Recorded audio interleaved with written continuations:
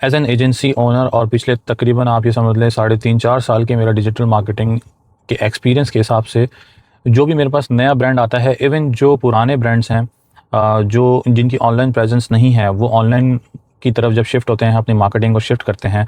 तो एक बहुत ही बड़ा जो मिथ मैं कह सकता हूँ वो ये है कि वो ये समझते हैं कि हम मार्केटिंग स्टार्ट करेंगे और हमारी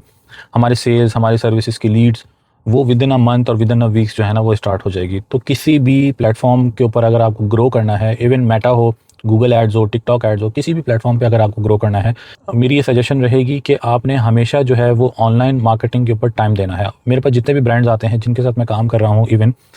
उनके साथ मैं हमेशा यही चीज़ बोलता हूँ कि अगर आपका ई-कॉमर्स का ब्रांड है या आप कोई सर्विस बेच रहे हो, लीड जनरेट कर रहे हो, तो आपने हमेशा जो है इन प्लेटफॉर्म्स को थोड़ा सा टाइम देना है। टाइम क्यों देना है, इसमें 2-3 चीज़ें हैं आपके पास। सबसे इंपॉर्टेंट चीज़ तो ये है कि आपके पास जब आप टाइम देते हो तो आपके पास कस्टमर डाटा कलेक्शन स्टार्ट होता है। उसके अंदर बहुत सारी चीज़ें हैं जिसके थ्रू आप कलेक्शंस कर सकते हो। मैं सिर्फ यहाँ पर आपको क्लियर करना चाह रहा हूँ कि आपको टाइम देने की नीड क्यों है।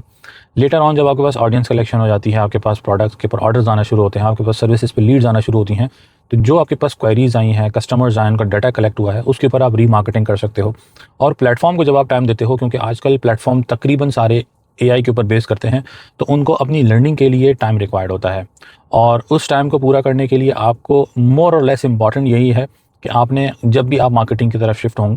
तो सबसे ज़्यादा इम्पॉर्टेंट है कि आपने उसको टाइम देना है।